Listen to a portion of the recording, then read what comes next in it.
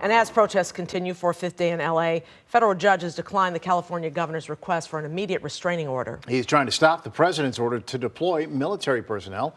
WGN's Christine Flores has the latest on that feud.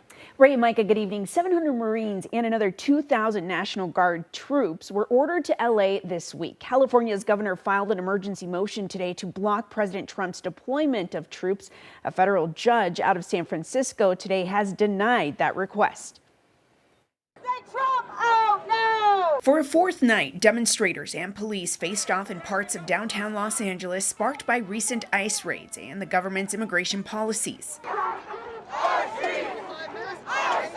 President Donald Trump is defending his decision to mobilize 2,000 members of the National Guard and about 700 Marines. Under the Trump administration, this anarchy will not stand.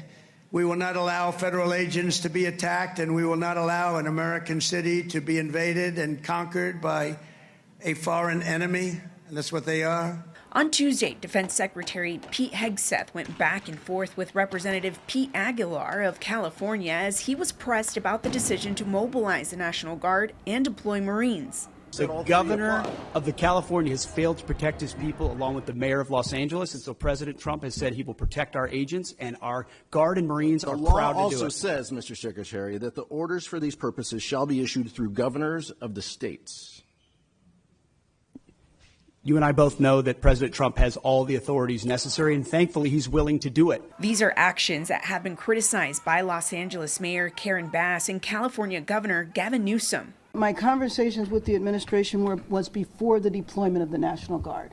I was trying to make the case that the National Guard was not needed here. I was trying to make the case that if the National Guard came here, it would be a provocative move, and it would be like a deliberate attempt to create disorder and chaos in our city. Newsom took to social media announcing the filing of an emergency motion to, quote, block Trump's illegal deployment of Marines and National Guard to Los Angeles.